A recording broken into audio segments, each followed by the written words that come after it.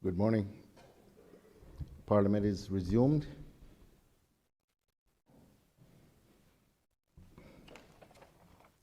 I would invite the Honourable Member for Bordentown West to grace us with prayers. Morning, everyone. Let us pray. Almighty God, from whom all wisdom and power derived, we beseech thee so to direct and prosper the deliberations of the Parliament now assembled, that all things may be ordered upon the best and surest foundations for the glory of thy name and for the safety, honor, and welfare of the people of these islands. Bless our sovereign, King Charles III, William, Prince of Wales, and all the royal family. Give grace to all who exercise authority in our Commonwealth, that peace and happiness, truth and justice, religion and piety may be established amongst us. Especially we pray for the Governor of our islands, the Premier, the Speaker of the Parliament, the Leader of the Opposition, Ministers of the Cabinet, ex-officio members, members of the Parliament, the Chief Justice, and members of the Judiciary, that we may be enabled faithfully to perform the responsible duties of our high office. All this we ask for thy great name's sake. Let us say the Lord's Prayer together. Our Father, who art in heaven, hallowed be thy name, thy kingdom come. Thy will be done on earth as it is in heaven. Give us this day our daily bread, and forgive us our trespasses, as we forgive those who trespass against us. Lead us not into temptation, but deliver us from evil. For thine is the kingdom, the power, and the glory, forever and ever. Amen. The Lord bless us and keep us. The Lord make his face shine upon us and be gracious unto us. The Lord lift up the light of his countenance upon us and give us peace now and always. Amen. Please be seated.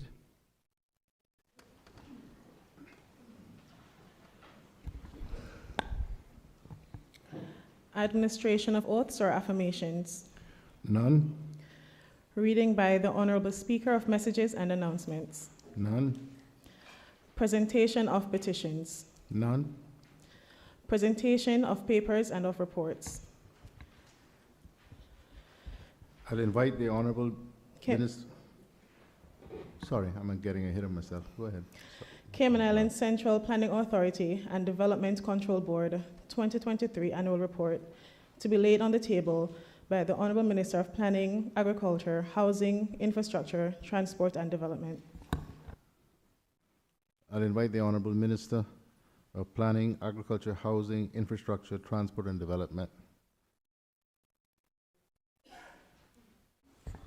Mr. Speaker, I beg to lay on the table of this Honourable House the Cayman Islands Central Planning Authority Development Control Board 2023 Annual Report.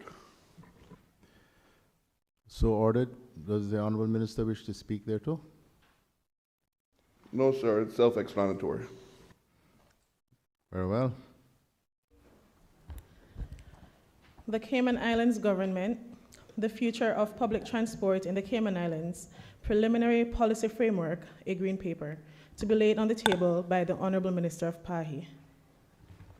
I recognize the Honourable Minister of Planning, Agriculture, Housing, Infrastructure, Transport and Development. Mr. Speaker, I beg to lay on the table of this Honourable House the Cayman Islands Government, future of the public transport in the Cayman Islands Preliminary Policy Framework, a Green Paper. So ordered. Does the Honourable Minister wish to speak thereto? Briefly, sir. Please proceed. Mr. Speaker, the Cayman Islands is at a crossroad. Our population is growing, our economy is thriving, and our communities are evolving. Yet these are achievements comes as pressing challenges. The need to modernize the transportation system, traffic congestion, long commute times, limited alternatives affects us all. Whether we're heading to work, school, or simply trying to enjoy the beautiful island. It is time for change, Mr. Speaker. Honourable members, you may recall that previously referenced a Green Paper in the Honourable House as work in progress. Today, Mr. Speaker, I'm proud to lay on the table the first time the Preliminary Policy Framework, a green paper on the future of the public transport. This document represents the work and sets out the clear vision and transforms how we move across Grand Cayman and the three key routes. From West Bay to Georgetown, from Georgetown to the eastern districts, and a convenient Georgetown circular. This is more than a transport plan, it's a bold and transformative vision for the connect, modern and accessible Cayman Islands, where public transport becomes the first choice for residents and visitors alike. This is an ambitious plan, Mr. Speaker, and ambition is exactly what the moment demands. We are committed to building a system that delivers a new bus depot equipment, maintenance, storage, charging facilities, along the state-of-the-art control center. A modern and safe bus terminals reflects the needs of all users, and a dedicated bus priority lanes to ensure our buses avoid traffic congestion and provide swift, reliable service. Infrastructure is only a part of the story, Mr. Speaker. To deliver the vision, we need people skilled, professionals, and ready to serve.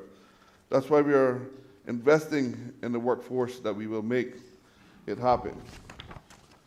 This includes training and employment professional drivers, hiring skilled technicians, and maintaining the fleet, recruiting experts and planners and dispatchers to keep operations running smoothly, creating a commercial and management opportunities for the Caymanians to lead and drive this initiative forward. While building this expertise may require some technical assistance abroad in the short term, we are fully committed to creating a sustainable long-term career for our people. Mr. Speaker, this is an innovative and inclusive approach. We are not stopping at the basics. We're leveraging the technology to revolutionize the way we experience public transport. Imagine buses with a cashless payment, real-time tracking, and a Wi-Fi making them not just convenient but reliable to everyday solution. We are also committed to affordability. Our goal is to ensure that fares remain accessible to everyone, especially our most vulnerable groups. And while we work in this big picture changes, we are delivering immediate improvements to the current omnibus services because our people deserves the relief now, not just in the future. Mr. Speaker, this is just the beginning, and the Ministry is actively developing detailed business cases for those proposals in the sitting of Parliament. We will introduce the Public Transport Bill and the Traffic Amendment Bill we aim to bring the formal investment proposal forward. This framework reflects the input and stakeholders across our islands, and it encourages my fellow honourable members and wider public to share their feedback together. We will refine and strengthen this plan. Mr. Speaker, this is the call for action, and Mr. Speaker, this is more than a policy. It's an opportunity to transform our islands for generations to come. A modern, efficient public transportation system will not only reduce traffic but also improve quality of life, create jobs, and position for the Cayman Islands as a leader of sustainable development. I want to express my gratitude to my colleagues, the Ministry, and everyone who has contributed to the vision and the journey. It will take hard work and collaborations, but I am confident we are up for the task. Let's move forward boldly with a purpose and unity. Let us build a transport system that connects our people and strengthens our economy and ensures a brighter and more sustainable future for the Cayman Islands. Together, let's get moving. Thank you, Mr. Speaker.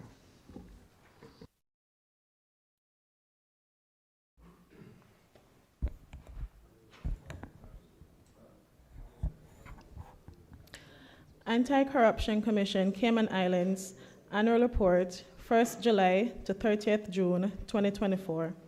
to be laid on the table by the Honorable Attorney General, ex officio member responsible for the portfolio of legal affairs.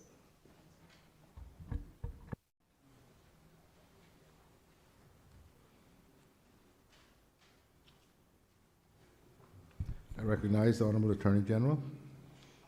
Thank you, Mr. Speaker, and good morning. Mr. Speaker, I beg to lay on the table of this House the annual report of the Anti-Corruption Commission covering the period 1st July 2023 to 30th June 2024.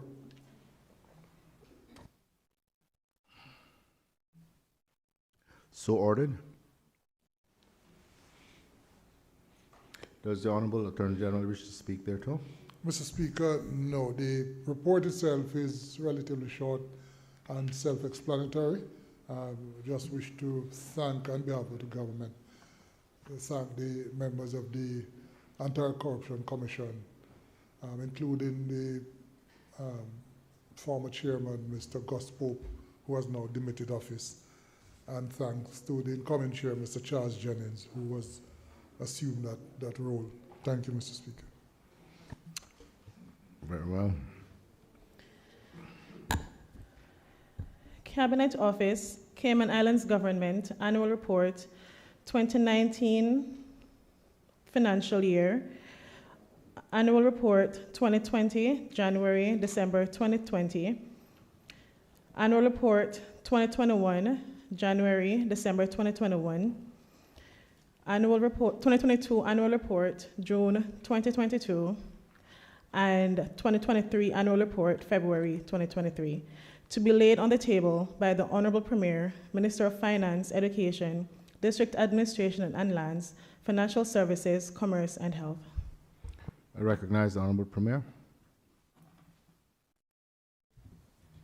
Thank you, Mr. Speaker, and good morning. Mr. Speaker, I beg to lay on the table of this Honourable Parliament the annual reports for the Cabinet Office for the years 2019, 2020, 2021, 2022, and 2023. So ordered. Does the Honorable Premier wish to speak thereto? Yes, thank you, Mr. Speaker. Mr. Speaker, I would like to take a few moments to highlight the work of the Cabinet Office as I table their consecutive annual reports from 2019 to 2023. And with your kind permission, I wish to speak to them collectively as opposed to individually in the interest of time.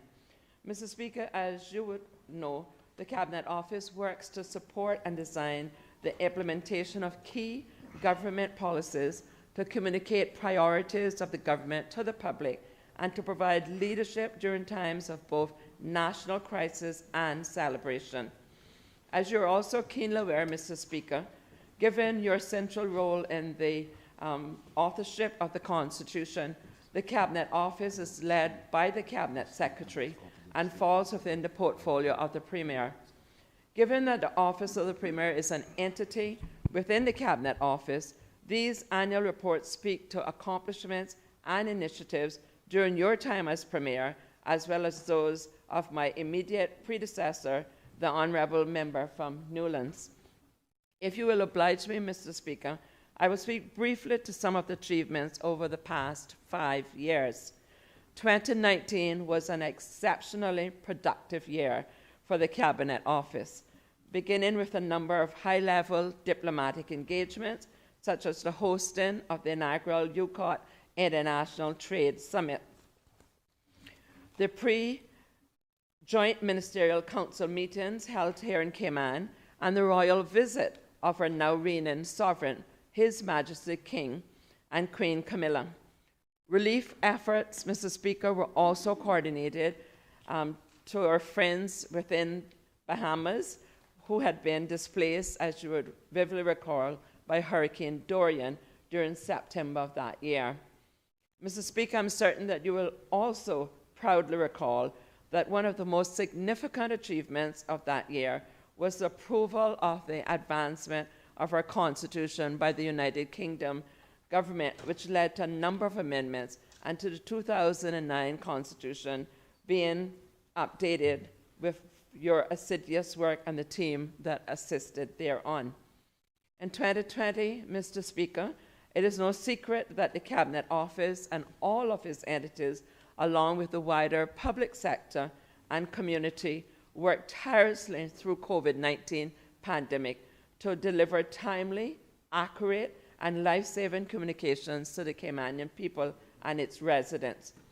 Dare I say, Mr. Speaker, this country owes you a tremendous debt of gratitude for your visionary foresight and leadership during those perilous and most uncertain times. With the support from the then Minister of Health, the Honourable Member from Bordentown East, the other Cabinet Ministers and associated parliamentary secretaries, our Deputy Governor and the wider civil service, this was a movement of national unity with the undergirding support coming from the unseen work of the Cabinet Office.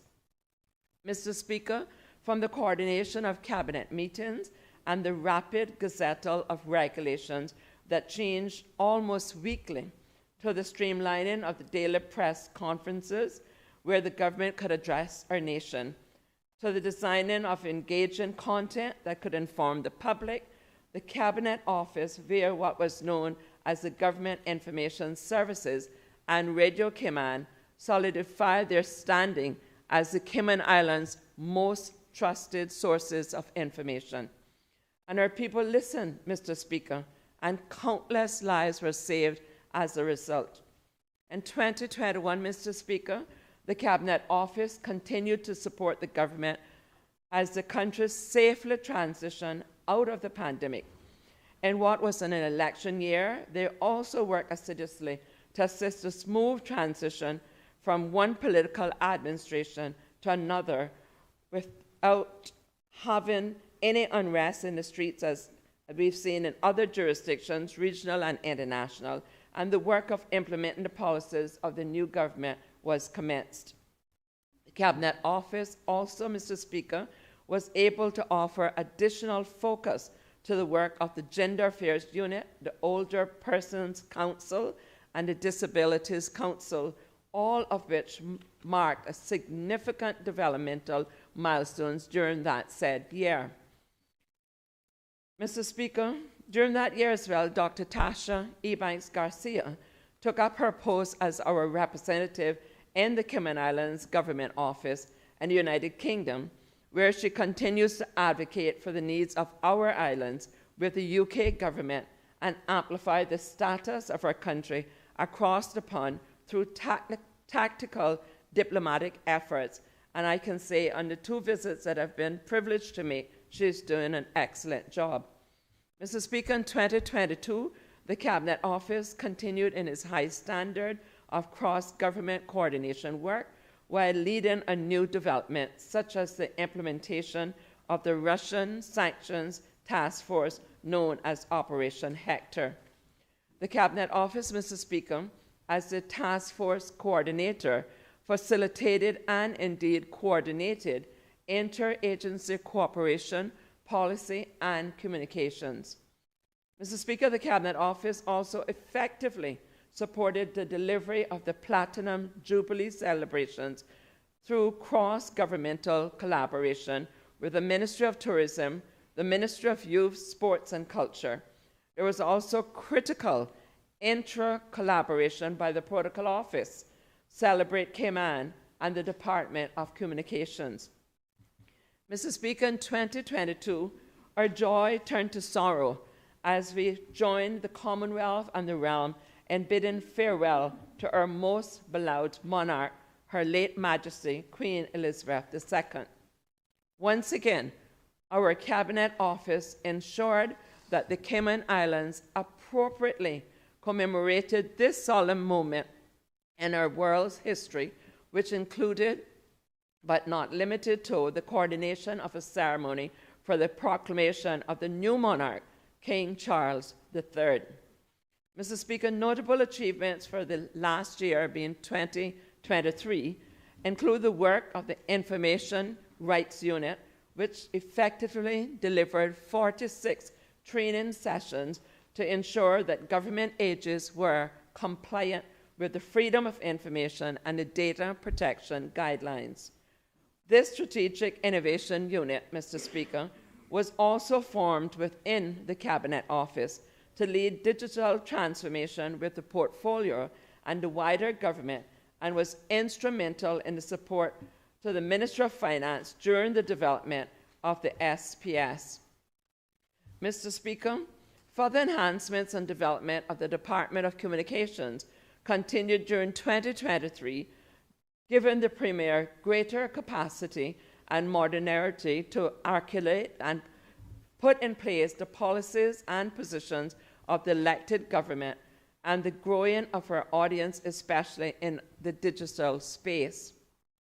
Mr. Speaker, I wish to also take this time to applaud the work of the Cabinet Office team under the leadership of the astute and devoted Cabinet Secretary, Mr. Samuel Rose, supported by a cast of committed and professional heads of departments, deputy chief officers, all of whom I am deeply proud to say are Caymanian.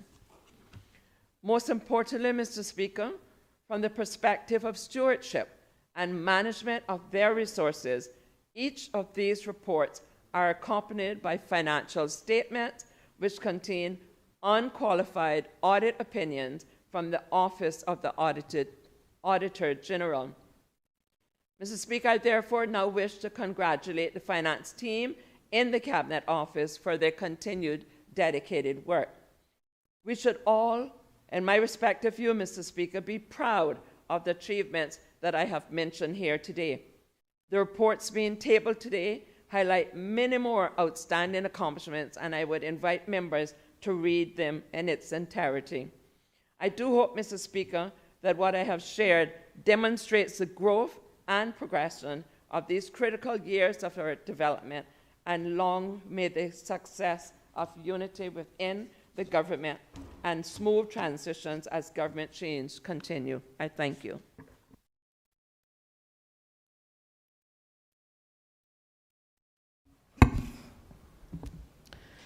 Office of the Auditor General, Cayman Islands, the efficiency and effectiveness of Cayman Airways Limited, March 2024, to be laid on the table by the Honorable Chairman of the Standing Public Accounts Committee, the elected member for Georgetown East. I recognize the Honorable Member for Georgetown East.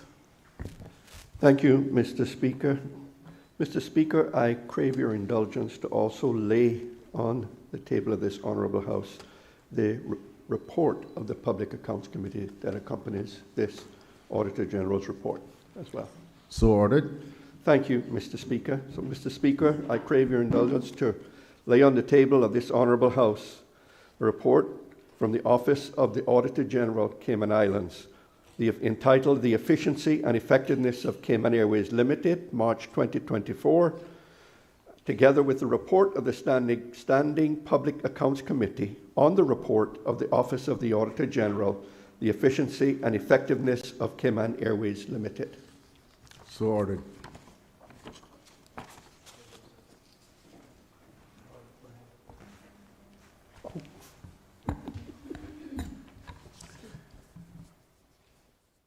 Does the Honourable Member wish to speak thereto? Very briefly, Mr. Speaker, and thank you very much. Mr. Speaker, the Auditor General prepared this report examining the efficiency and effectiveness of Cayman Airways Limited, issued in March of 2024. For anyone with an interest in the operations of Cayman Airways, it makes for a very interesting read. And the Public Accounts Committee held a hearing on the content of this report and interviewed several members of management. The Auditor General, in her report, made, I think it was about 14 recommendations, all of which were accepted by management.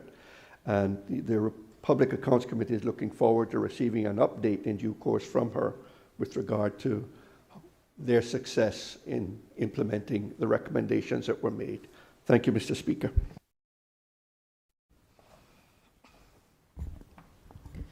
Report of the Standing Public Accounts Committee on the report of the Office of the Auditor General, the efficiency and effectiveness of Cayman Airways Limited, March 2024. I recognize the honourable member for Georgetown East.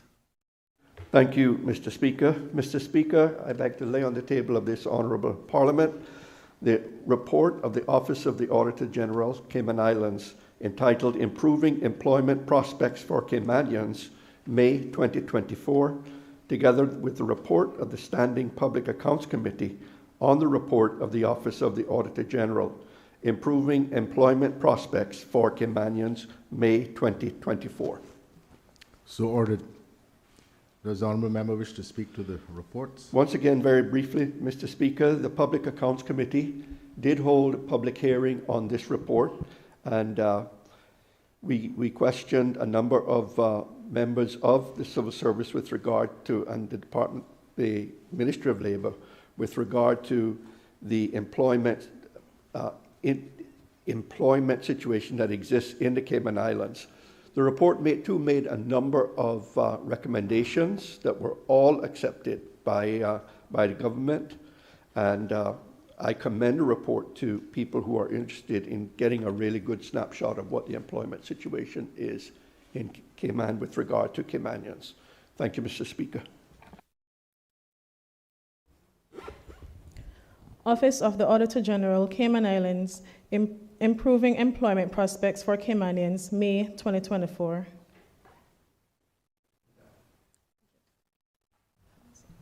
Madam Clerk, the honourable member did them all together, one collective speak. So we can move on to questions. Questions to honourable ministers and members of the Cabinet. The elected member for West Bay South to ask the Honourable Deputy Premier, Minister of Tourism and Ports and Social Development and Innovation, question number 11. Before we move there, I note that time has moved beyond 11 o'clock. Madam Premier, would you move the necessary standing order, the suspension of the necessary standing order? Thank you, Mr. Speaker. Mr. Speaker, I rise to move the suspension of Standing Order 7 and 8 to allow questions to commence beyond the hour of 11 a.m. The question is that the relevant standing order be suspended in order that the questions may be asked of ministers after the hour of 11 o'clock. Those in favor, please say aye. Aye. Those against, no. The ayes have it. The relevant standing order is accordingly suspended and questions may be asked of ministers.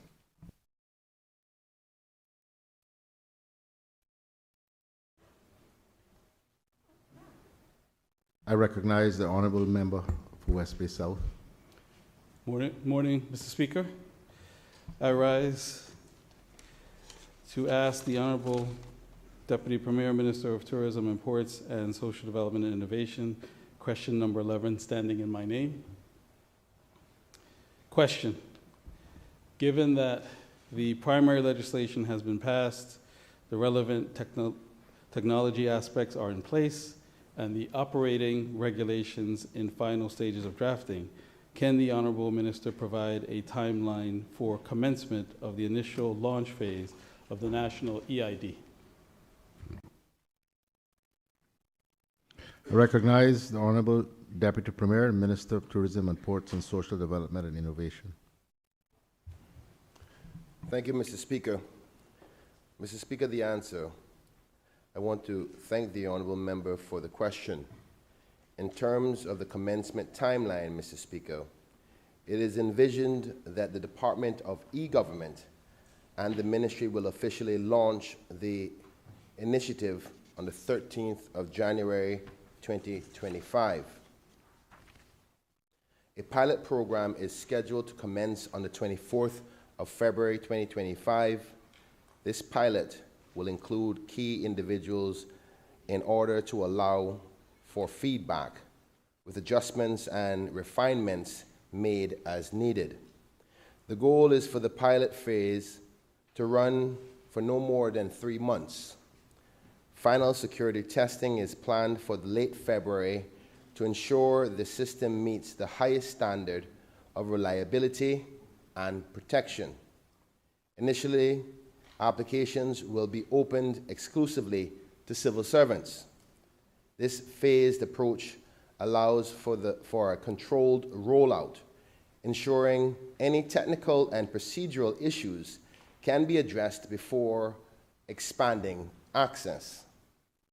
Civil servants will serve as the initial user group due to their familiarity with government processes and to ensure the system is thoroughly tested under the real-world conditions. Applications for other residents are expected to open in the beginning of Q3 of 2025, following the successful completion of the pilot and any necessary adjustments. Mr. Speaker, I would like to also take this opportunity to provide a brief update on the rollout of the ID program. Mr. Speaker, as the Honourable Member has alluded to, the Registrar of the Identification Register has been established as the Director of e-Government, and the Office of the Registrar has been appointed with a Deputy Registrar, an Information Manager, and 2 digital identity and e-service specialists. As mentioned, the Identity Register and the capability to produce Cayman Islands identification cards are now complete and are going through the final quality assurance checks and balances in preparation for the launch.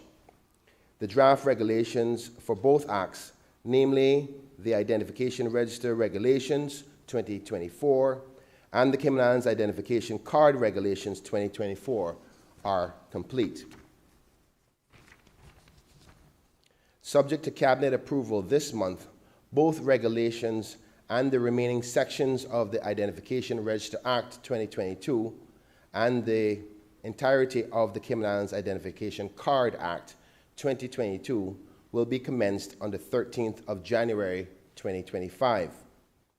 Mr. Speaker, the regulations strategically include a provision empowering the Register to implement a policy to manage the volume of applications. This policy will clearly inform the public about which categories of applications will be considered and processed. We would like to remind the public, though, that the participation in this program is entirely voluntary. Thank you, Mr. Speaker. Supplementaries? The Honourable Member for West Bay South. Thank you, Mr. Speaker, and thank you to the Minister and Deputy Premier for that answer. Just 2 brief supplementaries. One, is the plan still to have not only the physical card, but also the card as an app on phone, an electronic card? And 2, is the office for the Registrar of the EID going to be located in eGov's current premises or elsewhere? The Honourable Minister to answer, if he's able. Thank you, Mr. Speaker. If you just give me 30 seconds. Sure.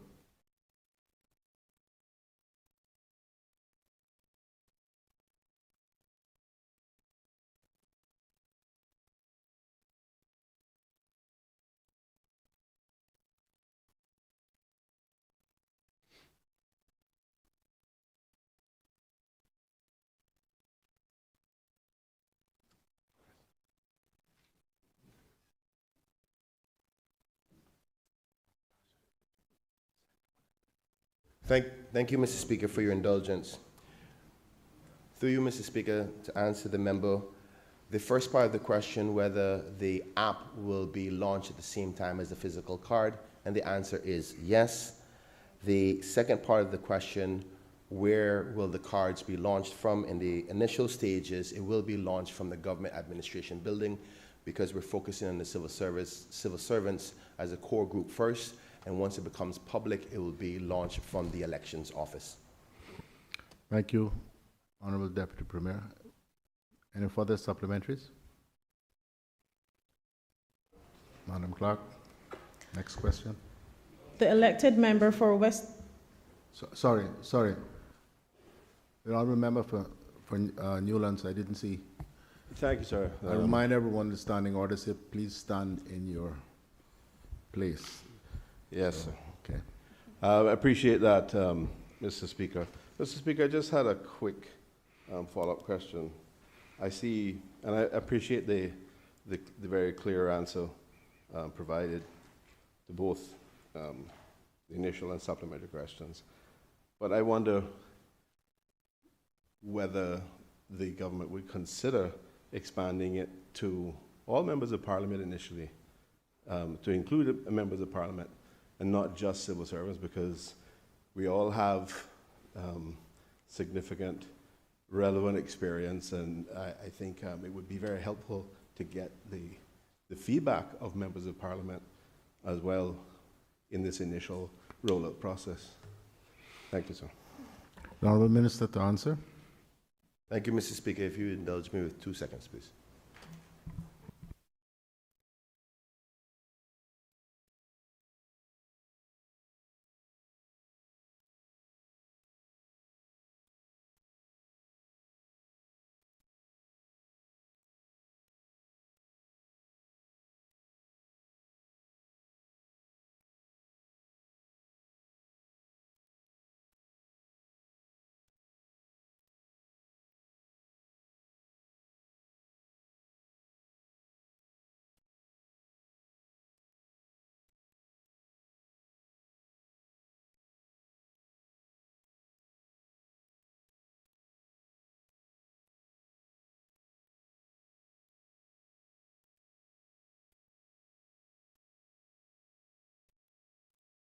Thank you, Mr. Speaker. Through you, Mr. Speaker, to the answer for the honourable member. The request is one that has been considered already. And the pilot program that is expected to be launched on the 24th of February is envisioned a number of about 100 persons for the pilot program. And it is considered to be allowed for all members of parliament if they so wish. Because it is envisioned to get their feedback in respect to the first pilot program. The individuals of that first pilot program will also include some key influencers within our community who would use such a card to get the initial feedback before moving to the next phase for the civil servants later on in the month. Thank you, Honourable Minister, Deputy Premier. Madam Clerk. The elected member for West Bay Central to ask the Honourable Minister of Border Control, Labour and Culture, Sustainability and Climate Resiliency and Wellness, question number 12. I recognize the Honourable Member for West Bay Central. Thank you, Mr. Speaker. Mr. Speaker, I rise to ask the Honourable Minister of Border Control, Labour and Culture, Sustainability and Climate Resiliency and Wellness. Question number 12, standing in my name. Question: can the Honourable Minister say why the notice of termination with respect to the Regen project was extended from 31st of October 2024 to 31st of December 2024? The Honourable Minister of Border Control, yes, the Honourable Minister for Border Control, Labour and Culture, Sustainability and Climate Resiliency and Wellness to answer. Thank you, Mr. Speaker. Thank the member for the question.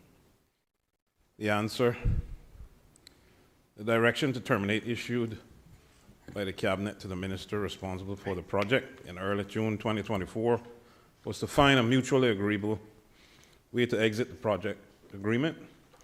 No progress had been made towards this, so it was extended to remedy the situation.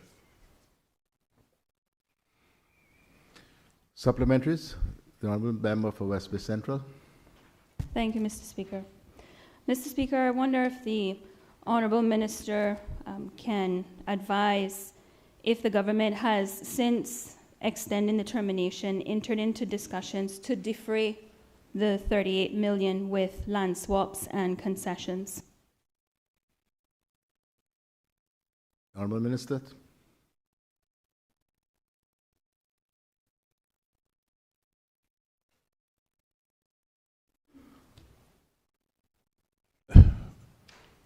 Mr. Speaker, I don't understand the question.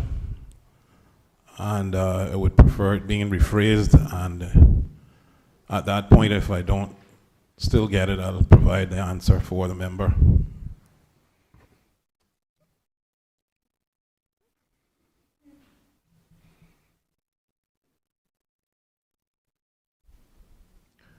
Honourable Member for West Bay Central, would you Thank you, try Mr. again? Speaker. I'll try to make it a little clearer. The question is the arrangement for the, let me look at the minister's answer in the first question,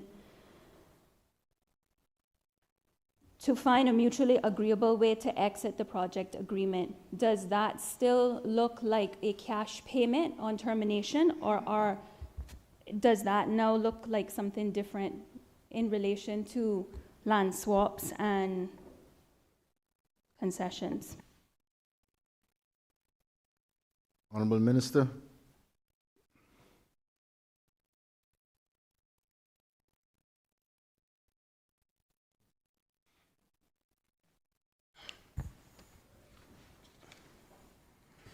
Mr.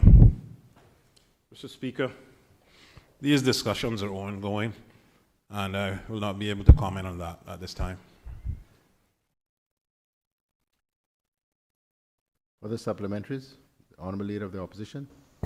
Thank you, Mr. Speaker. Through you, and I hate to put the minister in this position because he certainly didn't ask for it, and he wasn't a minister when the decision was made. But based on the question from the former minister, am I to understand that the cost to terminate the contract is $38 million?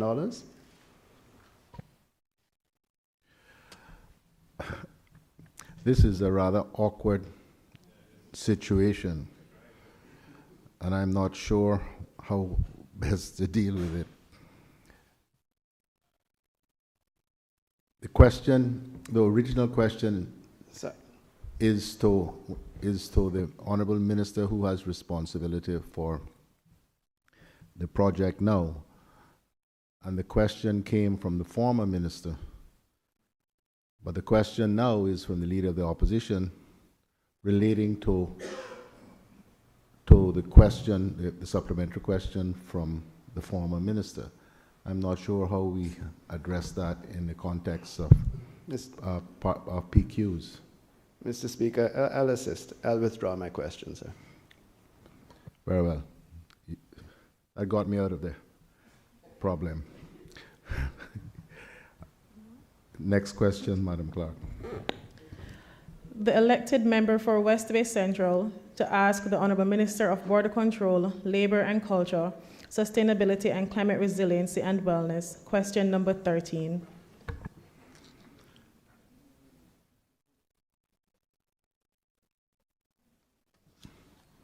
I recognize the Honourable Member for West Bay Central. Thank you, Mr. Speaker. Mr. Speaker, I rise to ask the Honourable Minister of Border Control, Labour and Culture, Sustainability and Climate Resiliency and Wellness. Question number 13, standing in my name. Question: can the Honourable Minister provide an update on the government's plan to address the 7 Mile Beach erosion? The Honourable Minister of Border Control, Labour and Culture, Sustainability and Climate Resiliency and Wellness. Thank you, Mr. Speaker. Thank the member for the question. The answer: the government continues to engage with key stakeholders to address the issue of the erosion affecting the southern end of 7 Mile Beach, and has taken the necessary steps to develop a holistic, sustainable solution. Cabinet recently approved the necessary funding to procure consultancy and coastal engineering services to develop a technical design solution to restore and stabilize approximately 4,500 linear feet of the southern end of 7 Mile Beach. The request for quotes was issued in Bonfire on 27th of November with a deadline for responses, as you see, on the 13th of December this week. Thank you, Honourable Minister. Supplementaries? No supplementaries. That concludes question time. Statements by honorable ministers and members of the cabinet. I recognize the Honorable Premier.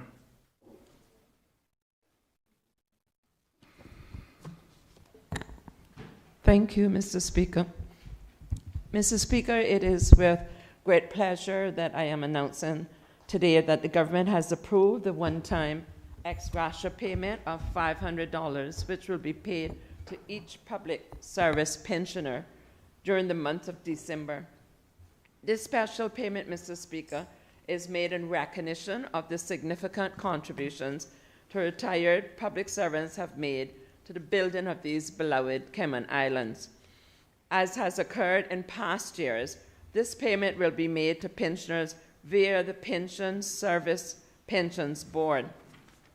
This program is fully funded by savings realized elsewhere within the government's existing HR budget. The HR savings were realized as a result of prudent financial management by the Deputy Governor and his team of chief officers. This expense, Mr. Speaker, is therefore budget neutral in the 2024 year, while providing much needed relief for retired public servants.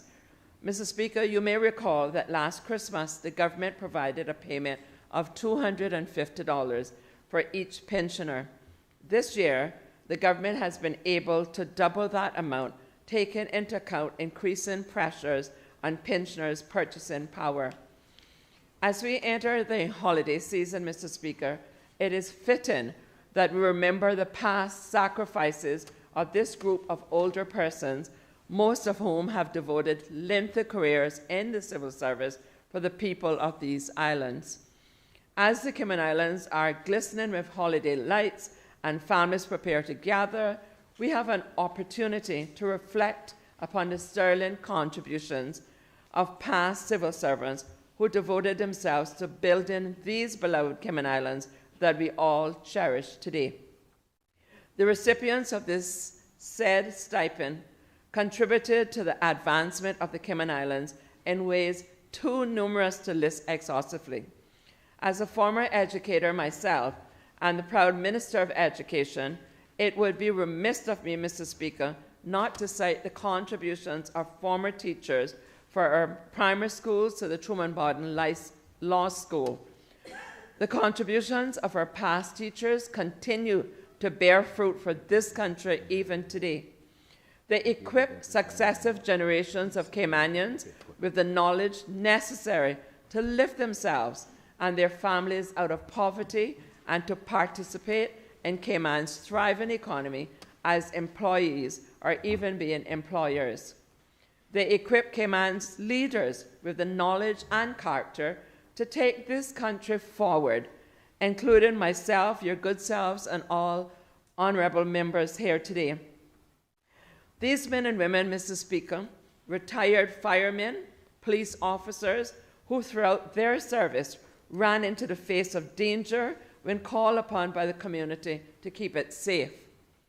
It represents men and women, Mr. Speaker, ranging from those who have fought valiantly to protect our borders to those who have worked collaboratively with elected officials in order to realize their visions for taking the country forward by delivering policies, programs, and services which make the lives better across the entire Cayman Islands. Mr. Speaker, it is hoped that this small token of financial assistance as the holidays approach will give these former stewards who are now contending with fixed incomes some degree of comfort in knowing that their contributions are not forgotten. The government is therefore extremely happy to offer this one-off payment of 500 Cayman Islands dollars to retired public servants participating in the Public Service Pensions Plan in order to lessen their financial concerns during the Christmas season and to ably demonstrate the country's gratitude for the past service. Mr. Speaker, I should also note that the public service pensioners also receive inflationary protection automatically in their annual pensions in accordance to the Public Service Pension Act. And since 2022, pensioners have received a cumulative total increase of 15.5% through the annual inflation adjustments, which has partially offset the total inflation experienced in the Cayman Islands over the 3-year period, as mentioned in the Consumer Price Index by the Economic and Statistics Office. Retirees, Mr. Speaker, rely upon a mere portion of the salaries they earn during their active careers. Regrettably, while all face a reduced income, their expenses do not always decrease proportionately. This, Mr. Speaker, means for so many pensioners, every month come with its own set of difficult financial decisions. It is hoped that inbuilt inflation adjustments funded within the plan and the government's one-off Christmas payment will allow our public service pensioners to live with modest dignity and the knowledge that their contributions are remembered and indeed cherished by all. Therefore, Mr. Speaker, this one-time ex gratia payment, which is expected to benefit some 2,500 existing pensioners within the public service pension plan, will hopefully create some added capacity for our valued pensioners to enjoy the Christmas holidays. I would like to use this opportunity, Mr. Speaker, to thank the members of my government for their unanimous support of this one-time payment, and to the management and staff of the Public Service Pension Board for facilitating this much-needed support for our pensioners at Christmas. And I'm sure I can confidently say that other members of the House would also embrace this initiative. Thank you, Mr. Speaker, and may God continue to bless our beloved Cayman Islands and those who have served it faithfully during their active careers tenure.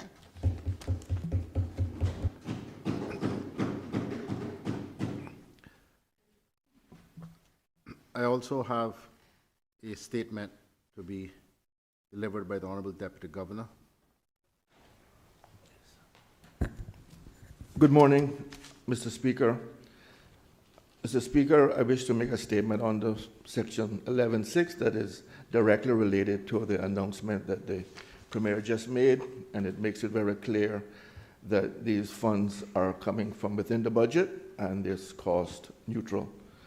Mr. Speaker, as required by Section 11.6 of the Public Management and Finance Act 2020 revision, the PFMA, I make this statement to members of this Honorable Parliament with respect to the exceptional circumstances, transactions that were approved by the Cabinet for the portfolio of the Civil Service, enabling the one-off payment to public service pensioners in December. Such transactions were approved pursuant to Section 11.5 of the PMFA and are being funded by HR savings realized within the civil service.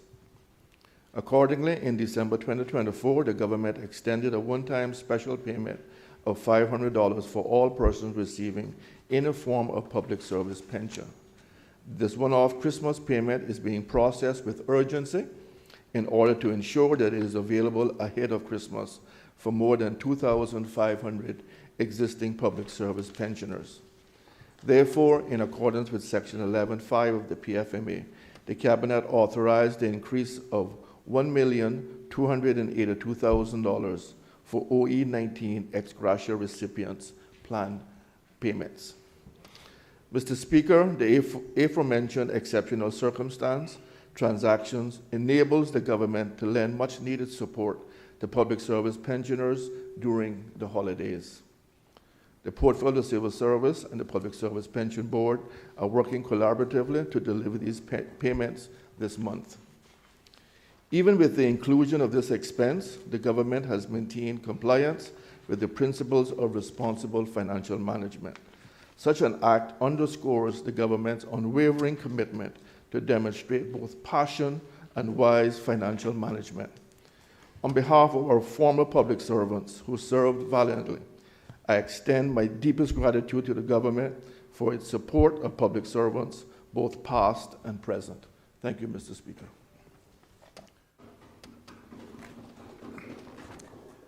I have given permission to the Honorable Deputy Premier and Minister for Tourism and Ports to make two statements.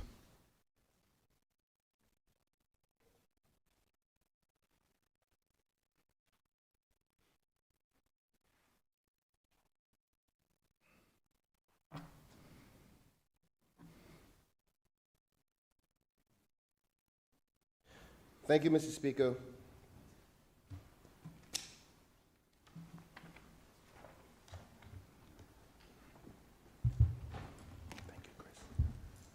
Mr. Speaker, I recently had the honor of joining Cayman Airways in celebrating the christening of the third Twin Otter aircraft to join the Cayman Airways fleet, a milestone moment for our national airline and our islands. This aircraft represents a significant investment in Cayman Airways and underscores the government's commitment to ensuring that there is reliable air bridge between Grand Cayman and our sister islands. Additionally, Mr. Speaker, it fulfills the commitment that I made to the honorable member of Cayman Brac West and Little Cayman, that I would do everything possible, me and my colleagues, to provide an additional aircraft to address the several long-standing challenges, and I am pleased to have kept my word in that regard. The decision to purchase this particular type of aircraft was driven by several critical factors that made the Twin Otter the best choice for our islands, unique aviation needs, and will enable Cayman Airways to enhance its operations across the Cayman Islands. With one aircraft always undergoing annual maintenance, the fleet previously relied on a single plane to service Little Cayman, risking severe disruptions. The addition of the Twin Otter ensures consistent connectivity and reliability, Mr. Speaker. The Twin Otter's short takeoff and landing, better known as STOL, performance is perfectly suited for the short and unpaved runways like Little Cayman, allowing it to operate where other aircrafts cannot. The aircraft can seamlessly switch between passenger and cargo configurations with its fold-up seats, making it uniquely suited for transporting both passengers and supplies to Little Cayman, including when the barge services are disrupted by weather. Additionally, Mr. Speaker, it is a certified medic setup supports the vital emergency medical evacuations when needed. Despite the hull being 48 years old, Mr. Speaker, the Twin Otter has undergone extensive refurbishment, including new engines, wings, and other critical upgrades, ensuring it remains operational until at least 2040. It is essentially a new aircraft, Mr. Speaker. Moreover, this aircraft retains long-term value, making it far more cost-effective than purchasing a newly produced plane. The replacement of 35 outdated instruments with a streamlined glass cockpit featuring 3 advanced screens reduces maintenance complexity, improves operational efficiency, and reduces instances of parts being obsolete or unavailable. Competing models like the Cessna 406 were considered prior to purchasing the Twin Otter, but they did not meet the same operational requirements. The Twin Otter's unique combination of STOLs, performance, cargo versatility, and durability made it the only viable choice for the unique needs of Little Cayman. The Twin Otter can operate on grass, dirt, and other non-improved surfaces, making it indispensable for maintaining reliable connectivity to remote islands like Little Cayman. Beyond its technical features, the aircraft plays an essential role in supporting the Cayman Islands' economic and healthcare system by ensuring a smooth transport of passengers, goods, and medical patients. Mr. Speaker, by acquiring the Twin Otter, Cayman Airways has invested in a robust, adaptable, and long-lasting solution tailored to the unique demands of the Cayman Islands, and ensuring continued service and operational efficiency well into the future. What makes this aircraft even more special is its registration, Mr. Speaker, VP-CAW, which honors the late First Officer, Mr. Adrian West, a beloved member of staff within the Cayman Airways family who tragically passed away last year. I'm pleased that his memory will live on and he will always be remembered through this aircraft. Mr. Speaker, the Twin Otter is the perfect gift from government to our national airline and by extension to the residents of our sister islands who depend on this service to travel between our islands. May VP-CAW carry its passengers safely and proudly, continuing Cayman Airways' proud tradition of service excellence. Thank you, Mr. Speaker.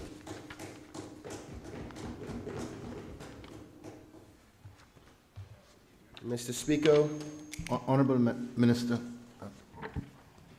just so that you don't get confused by what I said, I said I had given you permission to deliver 2, but it's actually 3. I've just been handed the 3rd one, so all 3 of them can go ahead.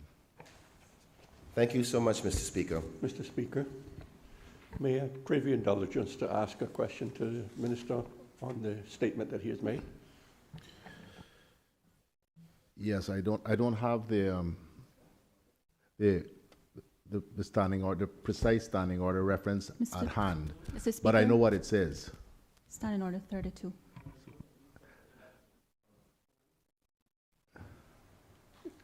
Subsection 2 of this standing Right, but I do remember what it says. Oh. It says you may ask permission to ask brief questions on the statement. Just one question. Yes, sir. Okay. Please proceed. Thank you, Mr. Speaker. Through you to the member, the minister mentioned that this aircraft had been completely retrofitted with modern instruments in the cockpit, glass cockpit we call it.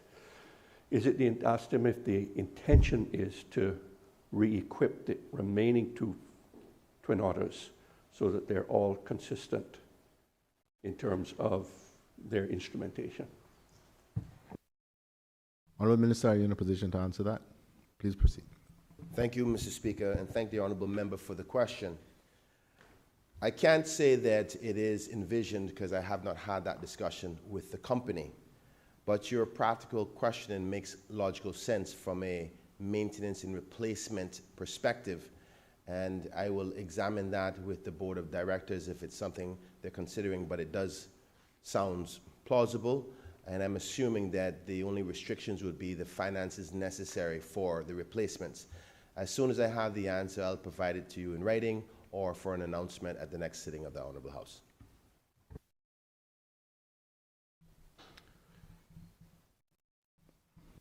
Thank you, Mr. Speaker, and thank you for the ability to present to this Honourable House 2 more statements. Mr. Speaker, I rise to announce 3 urgent changes that in my capacity as the Minister for Social Development, with support from the Cabinet, have directed with the immediate effect for the Department of Financial Assistance. The changes are aimed at improving the standard, responsiveness, compassion, and safety of the most vulnerable that come to government seeking financial assistance for one reason or another. As policymakers and stewards of our social development framework, we have a moral obligation to ensure that our policies and programs meet the real-world needs of our people. The first directive mandates that when families and single parents with children approach the Department of Financial Assistance formerly known as Needs Assessment Unit, or NAU, seeking assistance and indicate that they have no place to live and that they are homeless, the department must act without delay. Effectively, Mr. Speaker, what this means is that families must be assisted and supported in securing accommodations immediately as a matter of urgency, even if that means having to pay for a hotel for a short period of time until a longer-term solution accommodation is found. Mr. Speaker, I do recognize that this directive may increase the cost of the department's budget, but Mr. Speaker, the urgency of these situations where children are involved means that the safety and the dignity of those we are here to protect must override the other concerns, including cost. I am sure every member of this Honorable House has seen the headline in the Cayman Compass on the 10th of October telling the story of a mother of two who were sleeping on the beach with her children because she had nowhere else to go.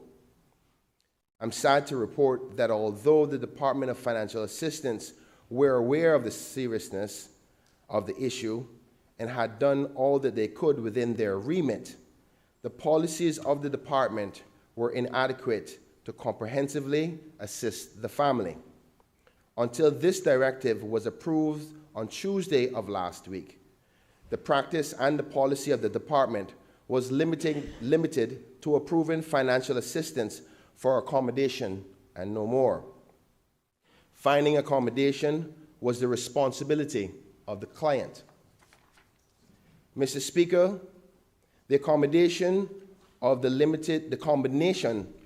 limited housing available on the island, the limited number of landlords willing to accept tenants who rely on government assistance, and the lack of transitional housing that is owned and controlled by government created the perfect storm for the nightmare that those children, I'm sure, had to endure. Can you imagine, Mr. Speaker, sleeping on a beach in a tent, no electricity, no bathroom, and exposed to the elements of weather? This is not what we want for our children. Mr. Speaker, I will not go into what the possibilities could have been because it would be a horrific thought, but rather I will focus on how this directive will prevent the scenario from happening again. I want to thank Mr. James Whitaker of Cayman Compass for writing this story and shedding light on the realities of what some Caymanians are facing today. More importantly, I want to congratulate the mother in this story for having the bravery to share her story, not being concerned about the perceived shame by the public. That takes courage in today's world of instant media. This new policy ensures that no Caymanian children who need help and whose families go to the department for assistance will face the trauma or the dangers of homelessness, because through this directive, we will now be prioritizing safety, dignity, and stability above all. Mr. Speaker, like the article rightfully highlighted, the gap in social assistance safety net is significantly aggravated by the lack of transitional social housing available by government. Mr. Speaker, I remember speaking about this issue when I was in opposition last term. In fact, I brought a motion to Parliament requesting that the government builds a 52-bedroom apartments that they would have in their control to assist in circumstances like the one I referred to earlier. Interestingly enough, Mr. Speaker, the former minister, the member of West Bay South, was at that time the Deputy Chief Officer for the ministry responsible for these kinds of issues. Mr. Speaker, I say this to demonstrate that this issue is not new. What is new, though, is the directive which will ensure that no Caymanian children will have to be homeless until we, the government, find a solution to fill the void of transitional housing. As Minister, I'm working closely with my amazing new ministry team in social development to identify a solution before the term of this administration comes to an end.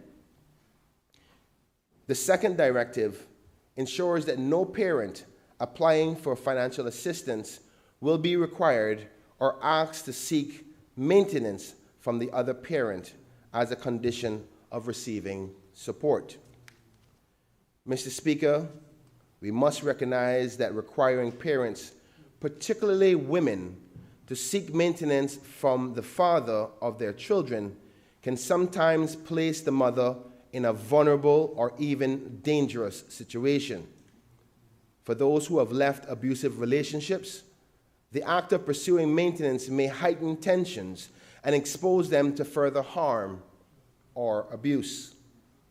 As a government, we cannot allow the pursuit of critical financial support to become a source of risk.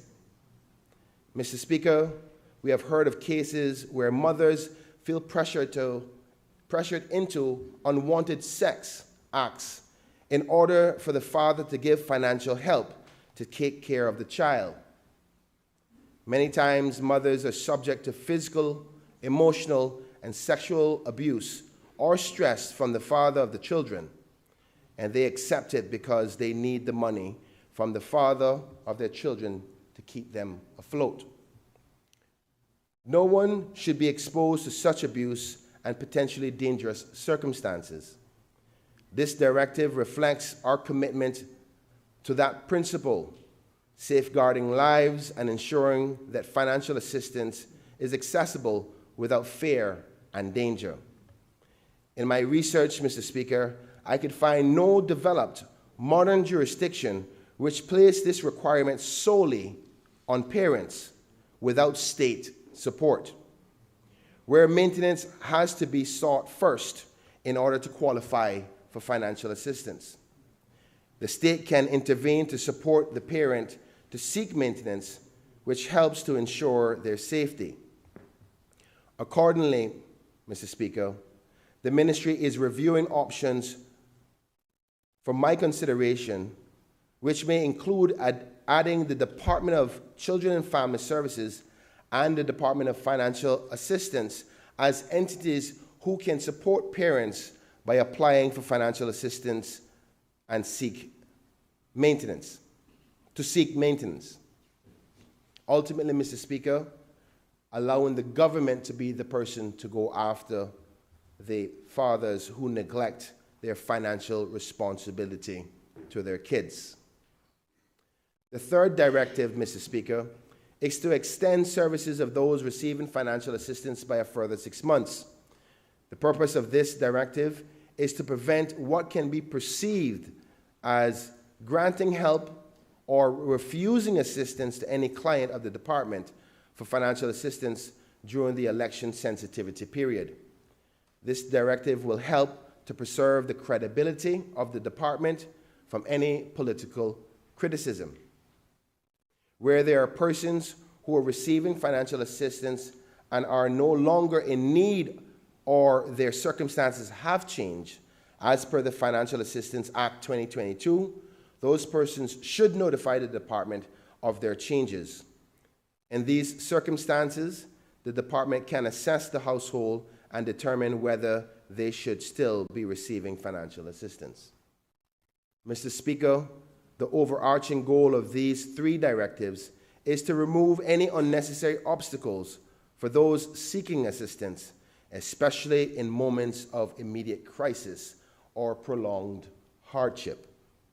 By doing so, we are reinforcing the principle that financial assistance is a lifeline and should be available quickly, especially in dire circumstances. These measures also reflect our government's broader commitment to ensuring that our social safety net is not only robust, but adaptable to the diverse needs of our people.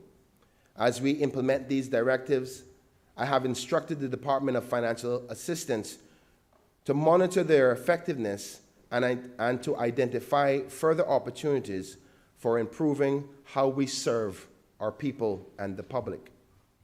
Mr. Speaker, the government's commitment is clear, and we will do whatever it takes to ensure that the most vulnerable among us are treated with care, respect, and humanity. These three directives mark another step forward in creating a society where Caymanians can live with dignity. Thank you, Mr. Speaker.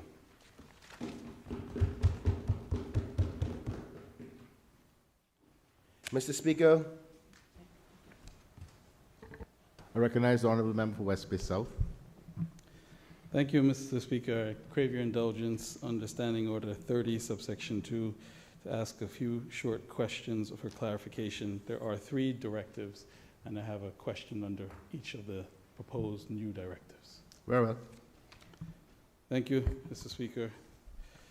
In relation to the first directive, as far as I can see from what's in the statement, this isn't new.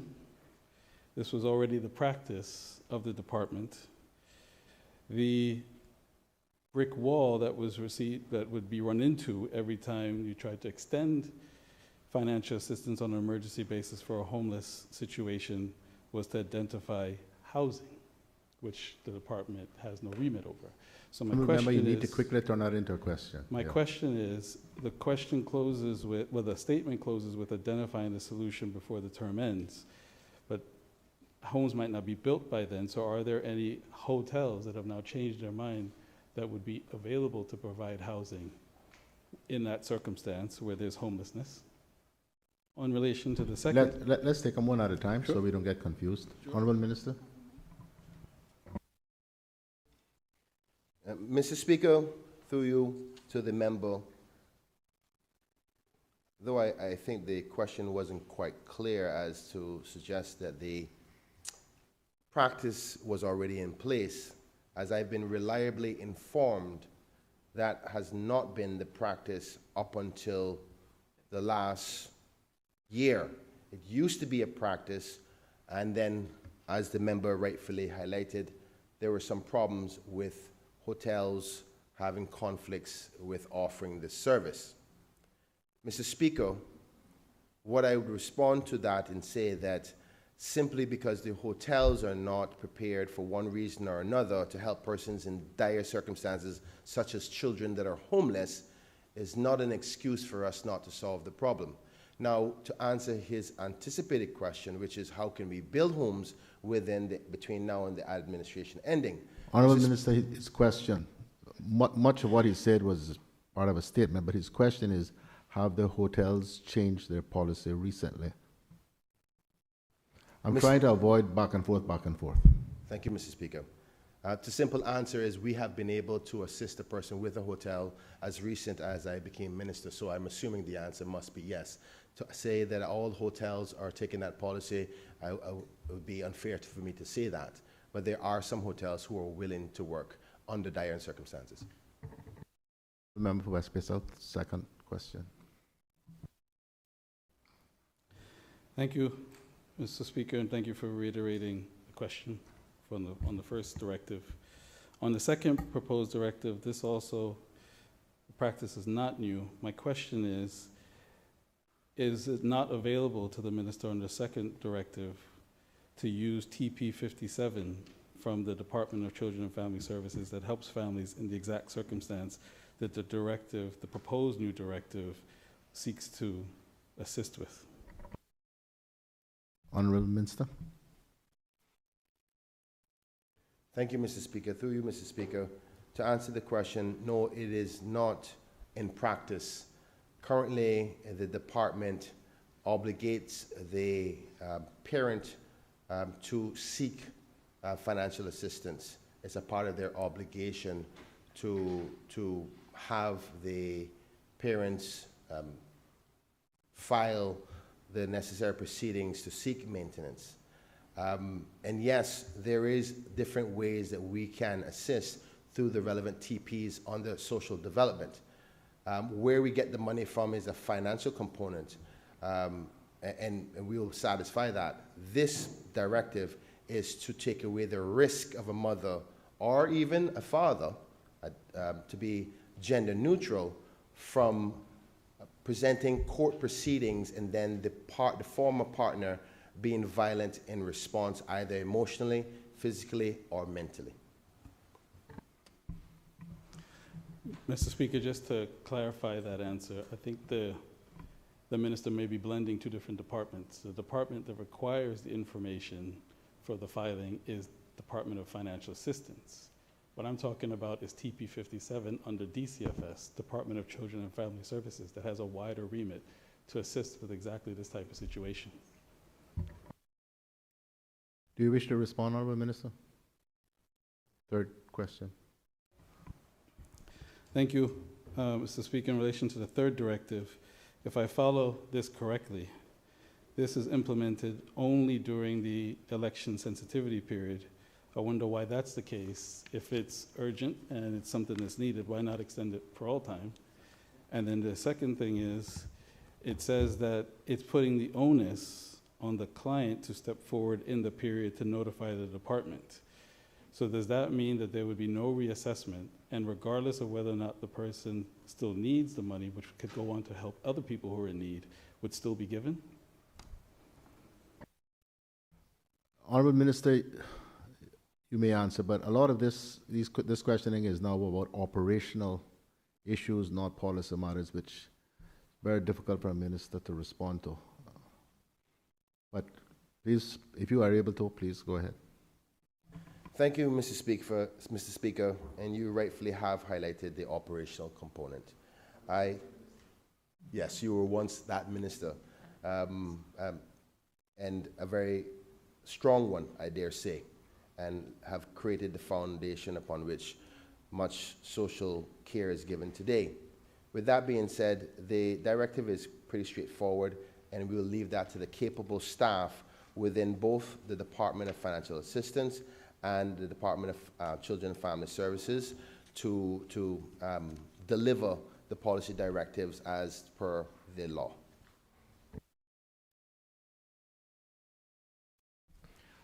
Honorable Member for West Bay South, are you satisfied?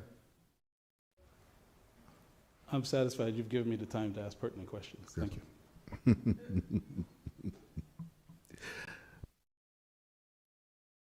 You have one more statement, Honorable Deputy Premier. Thank you, Mr. Speaker. Mr. Speaker, I rise today to provide members of this honorable House and the listening public with an update on the Cayman Islands tourism industry performance for the first 3 quarters of 2024. And I thank you for affording me this privilege, Mr. Speaker. Mr. Speaker, I am pleased to report that stayover visitation has increased despite significant disruptions from an active hurricane season, causing flight cancellations during the typically busy period in early July due to Hurricane Beryl, and again in September and October due to tropical storms, as well as in November for Hurricane Raphael. Even so, Mr. Speaker, the Cayman Islands tourism industry registered growth in stayover visitation, welcoming 351,248 tourists between January and October of this year, representing an increase of 2.2% from last year. Looking at where our visitors are coming from, the United States accounted for 82.9% of total visitation. Canada was the second largest source market at 6.5%, and Europe followed at 4.7%, reflecting a marginal increase, up from 4.5% in 2023. Projections for Q4 indicate a strong end to the year with close to 440,000 stayover arrivals, marking an increase of 2% over 2023. Inbound airline seat capacity from the United States, Canada, and the United Kingdom increased by a good percentage of 10.3%, rising from 570,308 seats in 2023 to 627,286 in 2024. The addition of 398 more flights than in 2023 is a result of the Cayman Islands Department of Tourism Aviation Strategy, which saw representatives from the Cayman Islands Department of Tourism attending a number of crucial aviation conferences worldwide to engage directly with airlines to attract new services to our destination. While inbound service has increased to our islands, we are mindful that the aviation industry continues to face challenges with equipment, which is impacting global capacity. This could result in a reduction in services to the Cayman Islands from JetBlue during the summer of 2025. The accommodation sector has shown significant growth in 2024 and currently includes 8,111 rooms, which is an increase of 487 rooms over last year. Apartments and condos accounted for 48% of the industry's room stock, hotels 35%, and guest homes are 17%. Between January and September of 2024, the average daily rate, better known as the ADR, of a hotel room in the Cayman Islands was $682, which is an increase of 11.2% over last year. In the home sharing sector, more commonly known as Airbnb, and vacation rentals by owners, VRBO, and the ADR was $632, reflecting an increase of 1.2% over the same period in 2023. Revenue collected from tourism accommodation charges has also increased, bolstered by the 11.2% rise in our daily room rates. For 2024, government revenue collected for the accommodation sector is projected to be $44.1 million, which is a $3.9 million more than budgeted, Mr. Speaker. This key performance indicator, as well as highlighting the strength of the industry, also reflects the ministry's return on investment from marketing spend. Funds spent on marketing the island attract high-quality audience who pay accommodation taxes and fees that are returned to government through revenue collection.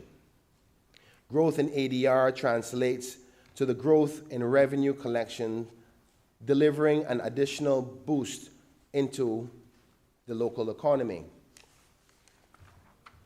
Mr. Speaker, the success of the tourism industry depends not only on the number, but also on people, and therefore developing Caymanians to play a meaningful role in the industry remains a priority. I'm pleased to share that the Ministry and the Department of Tourism has invested over $1.2 million in 2024 to support the professional development of Caymanians. Through scholarship and degree programs, the School of Hospitality Studies, and other training activities. This is an increase of $100,000 from 2023. And the breakdown per year is, in 2023, we spent $1.1 million, and in 2024, we spent $1.2 million. By offering access to scholarships and training courses, we're empowering Caymanians to pursue opportunities in hospitality, management, and other tourism-related fields, creating a pipeline of talent to sustain and grow the industry in the years to come. In September of this year, the Visitor Experience Development Grant Program was launched by the Ministry of Tourism to help entrepreneurs and micro and small businesses to bring new products to market, to diversify our tourism offerings. The grant provides funding for up to $50,000 per successful applicant, and following the launch, we've had 110 applicants thus far. After careful review by the staff from the ministry and from the Cayman Islands Center for Business Development, 44 semi-finalists have been selected. I am pleased that the first disbursement of funds are due to be issued this month, in December, to the successful applicants. Importantly, all applications will receive constructive feedback on their proposals, and those who are not successful are encouraged to refine their business plans or ideas with assistance from CICDB, CBD, and can reapply for the grant next year. Mr. Speaker, while all of these results from the stayover sector are showing encouraging growth, results from the cruise sector are not as positive. Passenger arrivals between January and October of 2024 are down by 14.6% compared to the same period in 2023. 848,872 passengers arrived in the first 10 months of the year, which is 145,047 fewer passengers than 2023, and a 41.3% or 596,705 less passengers compared to 2019. Over the 10-month period in 2024, there were 264 cruise calls, down 43 calls from 2023. The current projections forecast that we will end the year with 1.1 million passengers, which is 100,000 passengers less than last year. Other than a minor bump in 2025 to 1.3, this downward trend is expected to continue at a rate of 5.2% annually moving forward. Until the question of the cruise fare has been definitively settled by referendum, there is very little the ministry can do to increase passenger numbers other than continue to lobby the cruise lines, which we continue to do at every opportunity possible. As members are aware, the motion for the referendum was duly passed at the last sitting of Parliament in October. After being gazetted for 28 days in compliance with the constitutional provisions, we intend to bring the referendum bill to Parliament at the next sitting in 2025. I would like to note, Mr. Speaker, that the public education campaign is scheduled to begin once the bill has successfully passed and the referendum is confirmed. It would be premature to start a public education initiatives that may be costly prior to the bill being passed. Mr. Speaker, sustainably growing the Cayman Islands tourism industry cannot be achieved without effectively marketing the destination in the right places at the right time and to the right audiences. I have to say, Mr. Speaker, that the Department of Tourism continues to excel in this regard, scoring a number of firsts for our islands by leveraging outstanding creative thinking and partnerships. I will highlight two examples of that, Mr. Speaker. First, I'm pleased to advise that the Cayman Islands have become the first Caribbean destination to launch an omni-channel advertising campaign with United Airlines, whereby the Cayman Islands will be featured in dynamic and interactive ways across United Airlines media channels, including in-flight entertainment, airport, out-of-home advertising, digital media, and on a direct, dedicated page on the united.com website. This allows the Cayman Islands to reach travelers before, during, and after their trips, and is something no Caribbean destination has been able to do with United Airlines before in such an integrated way. Mr. Speaker, this is unprecedented and highlights the creativity, expertise, and exceptional talent that we are fortunate to have within DOT under the leadership of Director Rosa Harris. In another first, the Cayman Islands have been accepted as the destination member to the World Travel and Tourism Council, which is the global authority on the economic and social contributions of travel and tourism. Membership includes more than 200 CEOs, chairpersons, and presidents of the world's leading travel and tourism companies globally across all industries. Being a destination member in the WTTC gives the Cayman Islands a global profile in the tourism arena, along with access to regional forums and exclusive members events for networking and partnering with top executives from luxury hotel brands, credit card companies, and tour operators and more, all of which present business development opportunities for our destination. Mr. Speaker, the examples which I have cited are just two of many such accomplishments, which not only increase the visibility of the Cayman Islands globally, but enhance our ability to reach and influence our target markets more effectively. I wish to publicly applaud the Department of Tourism for their stellar achievements. Mr. Speaker, all of the key performance indicators for the Cayman Islands tourism industry tell a story of strategic success in repositioning the industry in the post-pandemic tourism landscape. With stayover visitor numbers continuing to increase, the growth trends indicate strong market confidence supported by increased airlift and effective destination marketing, particularly in high-value segments. To recap, Mr. Speaker, the key takeaways of the tourism industry performance in 2024 are: 1, steady growth in core markets. Year-end visitation is up 2.2% over last year. Number 2, growth in accommodation. Room stock is up by 487 rooms over last year. 3, the average daily rate is up by 11.1% over last year. Number 4, increased airline capacity with total seats up by 10.3% over last year. Number 5, increased airline connectivity with 398 more flights than 2023. Number 6, growth in revenue collection.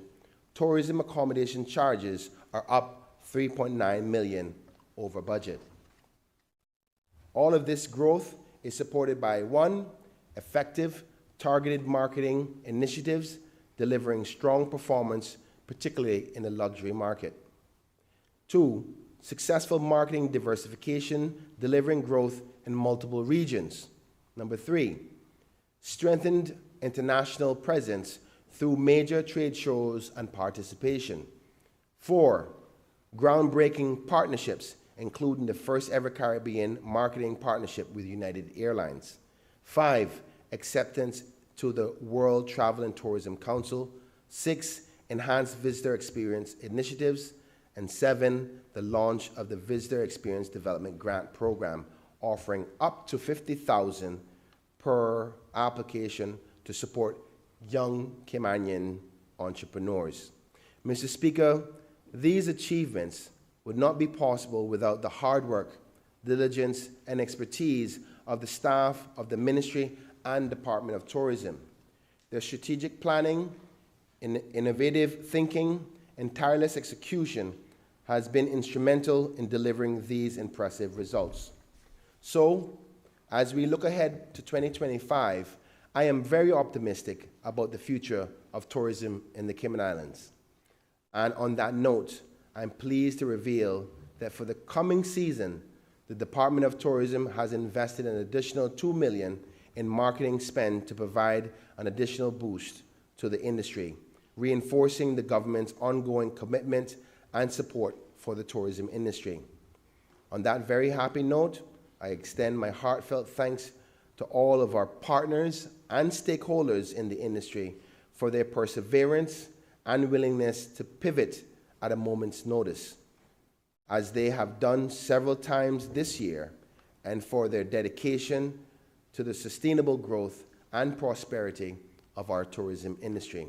I look forward to accomplishing future growth, innovation, partnership, and collaboration as we continue to grow and strengthen this vital pillar of our economy.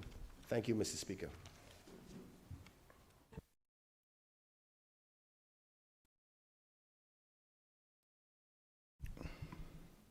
I have given permission to the Honorable Minister of Border Control, Labor and Culture to make a short statement.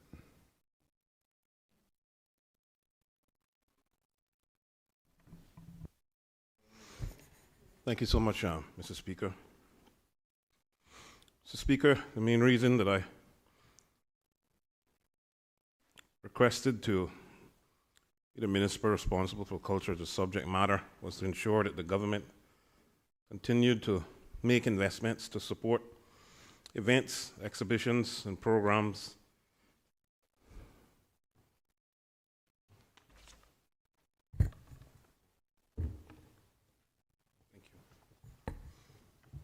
that enrich our cultural landscape and yield significant social and economic benefits, fostering a sense of optimism for the future.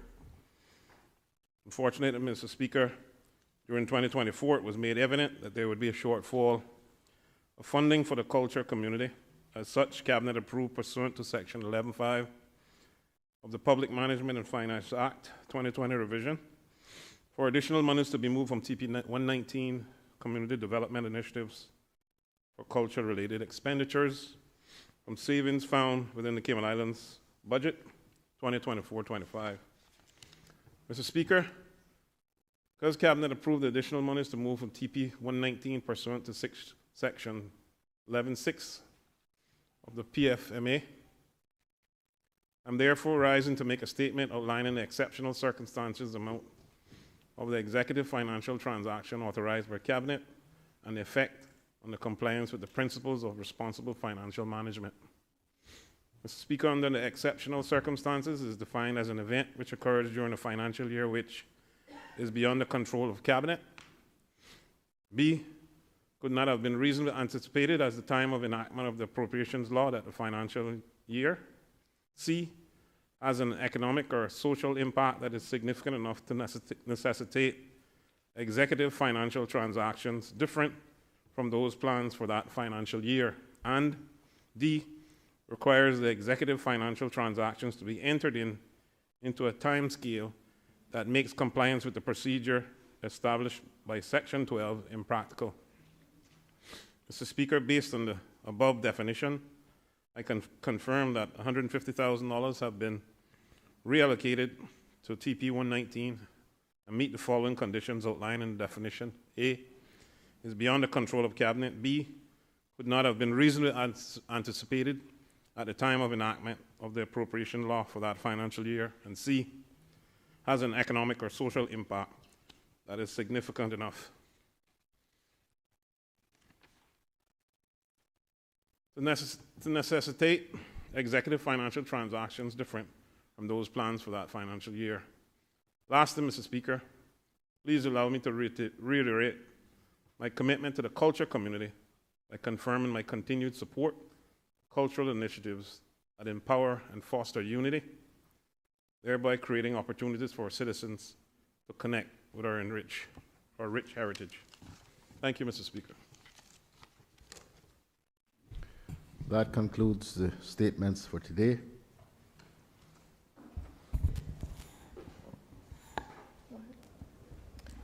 Personal. A big indulgence, sir, to let this honorable House know and the country know that Mr. Jordan Crooks just made the finals in Budapest in the 100 meters, and he's broken some records again, doing very well. And tomorrow at 11:30, Cayman Islands could get a world record now in the 100 meter in a long pool.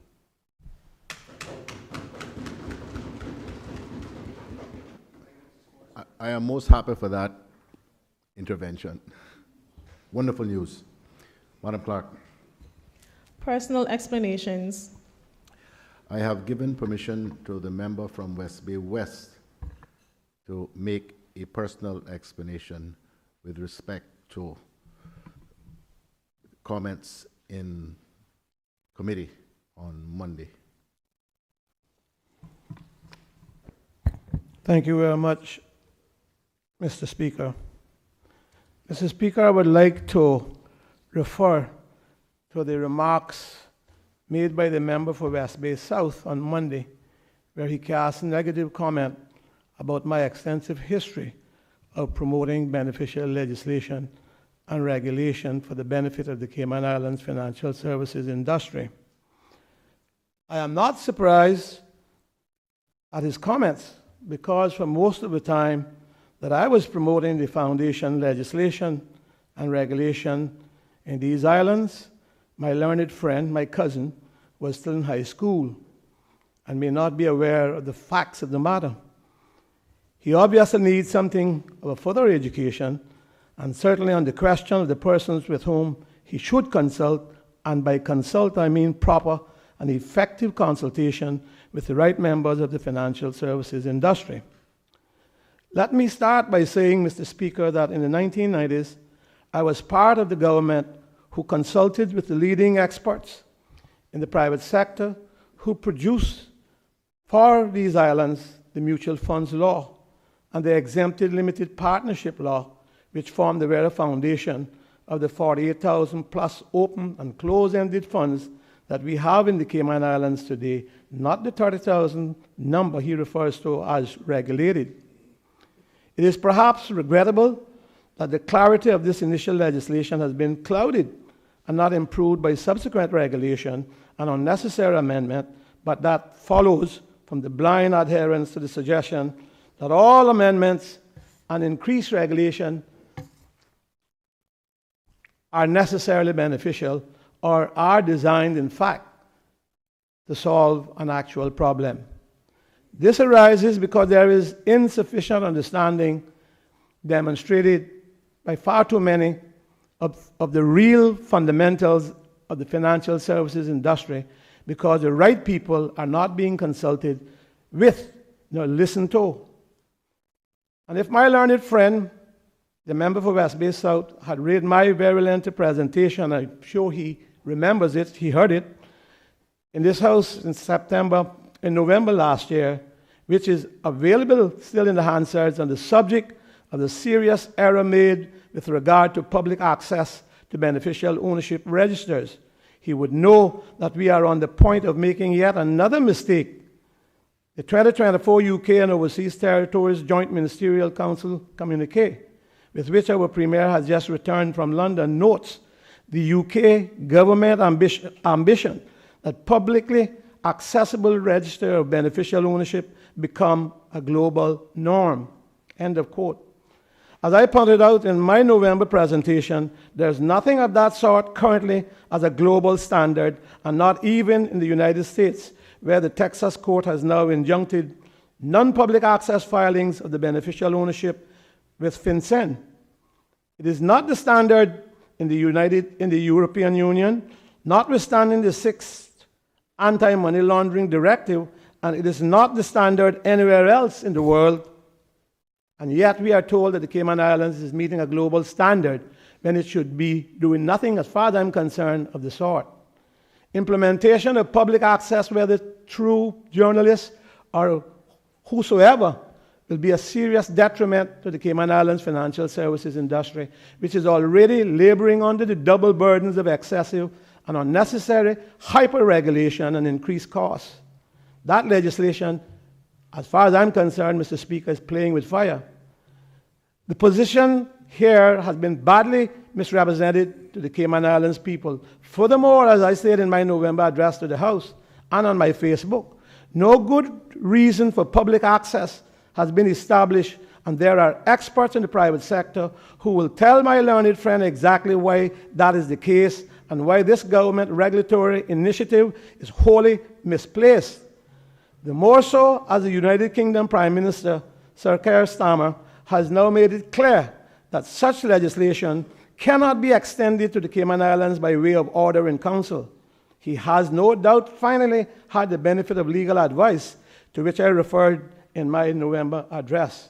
And so it seems, Mr. Speaker, as this unfolds, I'm right to date and have been proved right all along. And on the subject of being right, let me turn now to the members' Virtual Asset Service Providers Act. I do not know with whom he consulted with regard his amendment, but his amendment misses the entire point. This act is a shambles and has resulted in hundreds and hundreds of token issuers not being incorporated in the Cayman Islands, but in the British Virgin Islands, and I will tell you why the threat is worse now. Simply that it was the feat of a former Minister of Financial Services that we can lay the blame. And I'm going to be very specific about this so that there can be no doubt and no more confusion on this in the House on who undertakes proper consultation and who understands the issue that face the financial industry. In the definition of virtual asset service, the words "the issue of virtual assets" were inexplicably inserted on the floor of the House without reason or consultation. We now know that. The result of this has been, as I mentioned, that whilst the foundation company may be formed in Cayman Islands, the underlying token issuer has to be formed in the British Virgin Islands, where no such regulation restriction exists, because therein the BVI licensing is not necessary. So the market has spoken. This has already cost the Cayman Islands money, hundreds of incorporations. But if this is not remedied immediately, and this we know will take some time still, this I say immediately, be the subject of my learned friend's amendment, the position is about to get worse as the BVI are about to introduce a foundation law modeled on our own, which will result in the entire fintech industry moving to the BVI and the Cayman Islands losing its place in financial innovation and indeed losing significant revenues. This is of critical importance because my learned colleague would know, if he's undertaken proper consultation, the number of hedge funds formed is dropping dramatically, as is the number of private equity vehicles. I'm not saying so publicly, but it's happening. Perhaps my learned friend could enlighten the House sometime when he gets the opportunity as to the results of his consultations on the subject of the prospects of the financial service industry, which, if we continue, I believe, along the current path, looks less than we would want it to be. Mr. Speaker, I would like to be able to stop him from the kind of chastising wrongly that he attempted to do the other day. But, you know, they are good at making wrong assumptions. They just made a big one when they walk away and thought they were going to call elections. Ha! I have had the portfolio of finance, Mr. Speaker, which includes everything that several members have today. I have had the duty to put in place regulations to protect the financial services with agreements, nearly 30 of them, with nearly every major country in the world, and I had traveled by plane and train to do so. And, Mr. Speaker, that is only one example of putting regulations in place that really protects and whitens our regulatory regime. The only thing that I didn't do was to do everything the United Kingdom wanted me to do, because I always felt it was not good for Cayman. Thank you very much. I left my pen home, yes. Thank you very much, Mr. Speaker. I think this would be a good moment for the luncheon suspension.